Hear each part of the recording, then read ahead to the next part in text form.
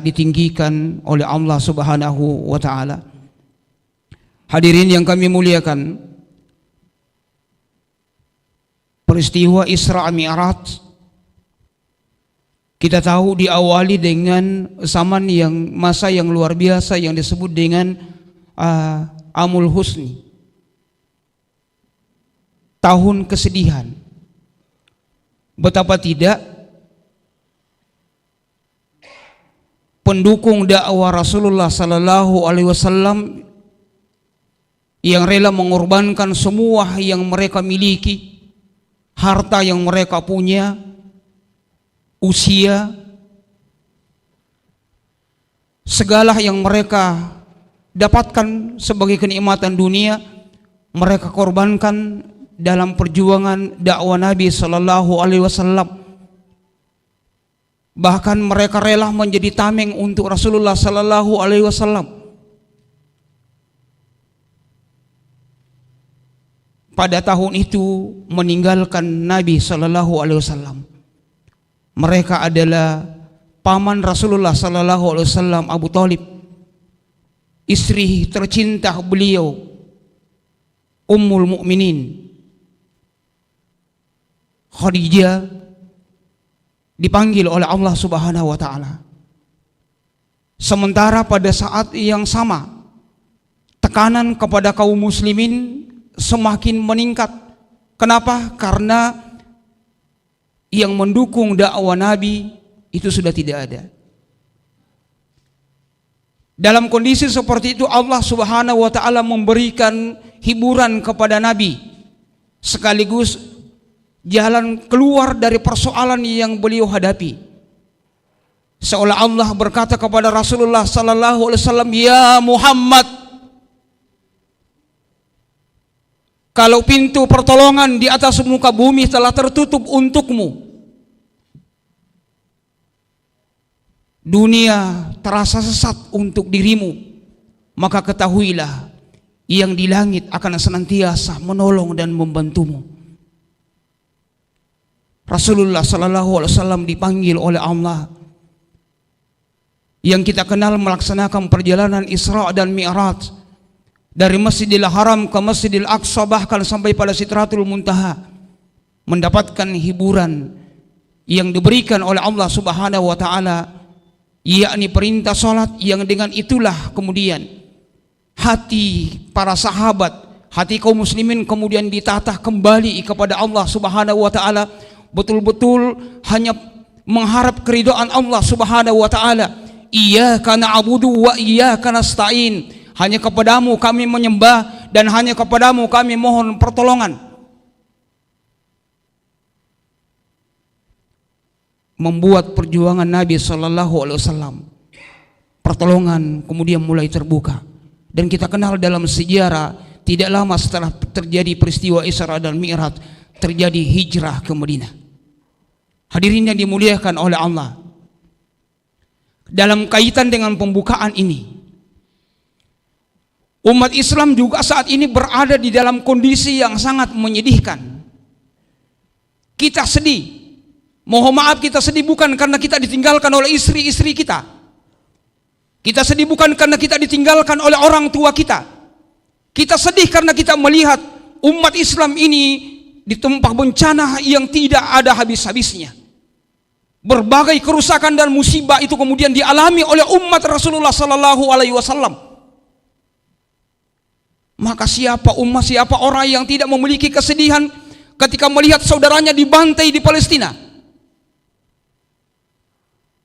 Siapa umat yang tidak merasa kesedihan dan tidak peduli ketika melihat saudara-saudaranya kemudian bertaruh nyawa menghadapi banjir yang telah menimpa saudara-saudara kita yang ada di Sumatera dan Aceh? Kalau ada di antara kaum muslimin yang tidak memiliki kesedihan itu, maka sungguh kata Nabi sallallahu alaihi wasallam, mereka adalah orang yang tidak beriman. Karena Nabi sallallahu alaihi wasallam mengatakan, kalian belum disebut orang beriman sebelum kalian mencintai saudaramu sebagaimana kalian mencintai dirimu sendiri. para alim ulama yang dimuliakan oleh Allah Subhanahu wa taala, berbagai kerusakan dan bencana yang menimpa umat ini, kerusakan moral kita saksikan setiap hari, maka siapapun kemudian pasti akan tersayat hatinya dan sedih melihat umat Nabi Sallallahu Alaihi Wasallam yang kemudian semakin hari semakin tidak bermoral. Ada murid yang keroyok gurunya, ada orang tua murid yang kemudian pidanakan guru anak-anaknya, dan minta maaf, ada juga guru yang kemudian melecehkan murid-muridnya. Ini dekadensi moral yang luar biasa. Ribah kemudian merajalela, padahal Allah Subhanahu wa taala lewat lisan Rasulullah sallallahu alaihi wasallam sudah mengingatkan kepada kita, "Idza zahara riba wasina fi qaryatin faqad ahammu min azabillah." Kalau riba dan zina dihalalkan di sebuah negeri, maka negeri itu telah menghalalkan azab Allah untuk diturunkan kepada mereka.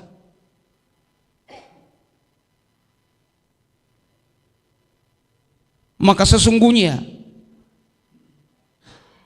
dengan melihat kondisi umat ini seperti itu, musibah bencana yang kemudian hadir silih berganti tidak pernah lepas dari kehidupan umat Rasulullah sallallahu alaihi wasallam ini, maka mestinya kemudian kita kembali untuk mengingat apa yang disampaikan oleh Allah Subhanahu wa taala di dalam Al-Qur'an. Zaharal fasadu fil barri wal bahri bima kasabat aydin nas liuzikahum ba'dal ladzi amilu la'allahum yarji'un. Telah nampak kerusakan di daratan dan di laut disebabkan oleh perbuatan tangan manusia. Liuzikahum ba'dal ladzi amilu la'allahum yarji'un. Kata Allah, kami perlihatkan kepada mereka kesudahan atau akibat dari perbuatan-perbuatan mereka itu, la'allahum yarji'un, agar mereka kembali kepadaku. Maka pada dasarnya dalam pandangan Islam, setiap bencana yang terjadi, bencana yang paling terakhir yang kita saksikan bersama yang telah merenggut nyawa saudara-saudara kita itu adalah Sumatera dan Aceh. Lebih 1.000 orang yang meninggal dunia. Sampai hari ini ratusan ribu warga, ratusan ribu manusia terdampak akibat bencana itu, yang kemudian disebutkan bahwa ini adalah bencana kemanusiaan yang luar biasa parah di beberapa tahun terakhir. Dalam pandangan Islam, bencana itu bukan terjadi bukan hanya sekedar karena fenomena alam, tapi kemudian itu disebabkan karena perbuatan manusia, dan perbuatan manusia itu kemudian menimbulkan yang disebut dengan fasad. Itu yang disebutkan oleh Allah Subhanahu wa taala. Maka menarik ketika para alim ulama memberikan penjelasan tentang ayat ini. Misalnya Imam Jalaluddin dalam tafsir Jalalain belum mengatakan makna bima kasabat aydin nas, beliau artikan sebagai minal ma'asi, karena kemaksiatan yang dilakukan oleh manusia. Maka pada hakikatnya siapapun yang telah melakukan kemaksiatan di atas muka bumi ini, maka mereka dalam pandangan Allah Subhanahu wa taala telah melakukan kerusakan di atas muka bumi.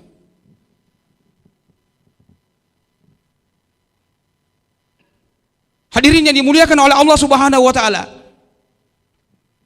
apa yang terjadi dan menimpa saudara kita di Aceh, di Sumatera, itu adalah bencana yang disebabkan oleh kebijakan negara yang telah memberikan izin kepada perusahaan-perusahaan besar. Dan kita tahu media sudah menyebutkan bahwa ada banyak perusahaan-perusahaan besar yang terlibat dalam pembabatan hutan secara ugal-ugalan, baik untuk kelapa sawit maupun dijadikan sebagai lahan tambang.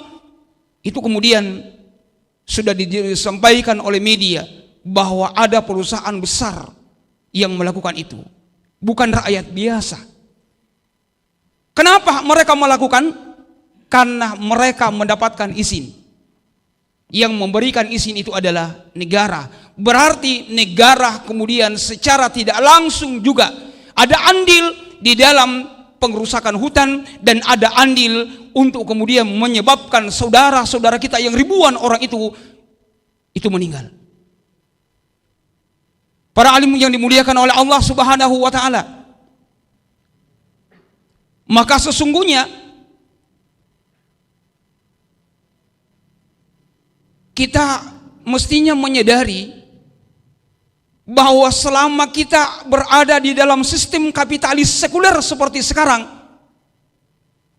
maka apapun itu bisa halal, ya, bisa sah selagi ada aturannya. Jadi kalau ada undang-undangnya, maka segala sesuatu itu halal di lapangan.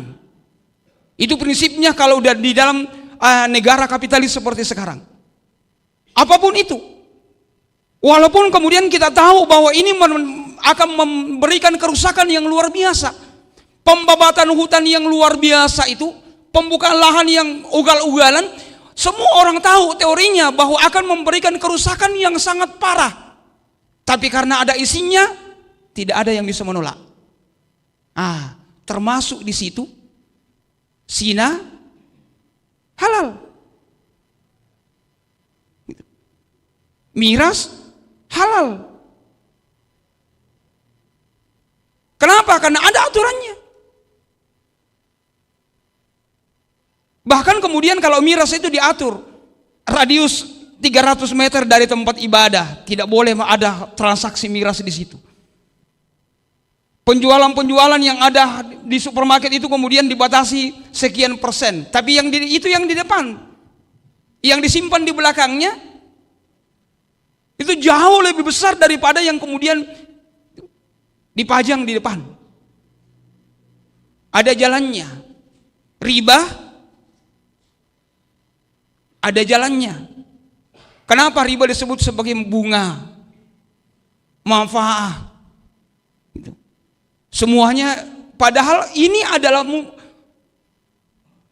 suatu perbuatan yang apabila dilakukan itu akan mengantarkan kepada kemudaratan, mengantarkan kepada fasad. Maka hadirin yang dimuliakan oleh Allah Subhanahu wa taala, sesungguhnya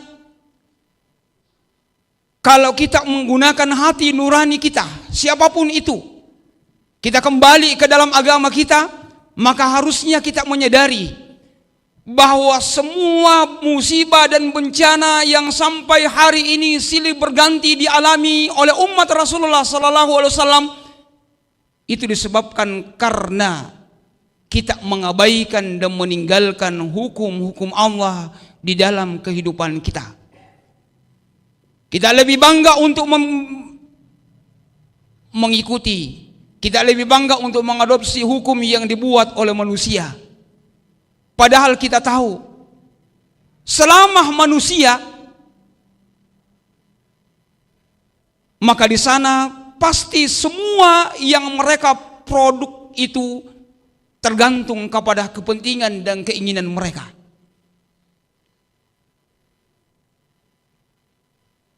Kenapa setiap undang-undang itu kemudian yang muncul itu, walaupun kemudian itu ditentang? Karena yang membuat undang-undang adalah mereka yang memiliki duit. Oleh karenanya, saya ingin mengingatkan kita kembali bersama dalam Al-Quran Surah Thaha ayat 123. Allah Subhanahu wa taala mengingatkan kita akibat dari meninggalkan dan mengabaikan syariat Allah Subhanahu wa taala, maka Allah mengingatkan kita, "Wa man a'rada an dzikri fa inna lahu ma'isyatan dhanka wa nahsuruhu yaumal qiyamati a'ma." Siapa yang lupa kepada peringatanku, yang lupa kepada aturan-aturanku, yang lupa kepada syariatku, kata Allah Subhanahu wa taala, kami akan memberikan kehidupan kepadanya, kehidupan yang sempit. Fa inna lahu ma'isyatan dhanka, kehidupan yang sempit. Wa nahsuruhu yaumal qiyamati a'ma, dan kami akan bangkitkan mereka kelak dalam keadaan yang buta. Ayat berikutnya itu kemudian diprotes juga oleh manusia.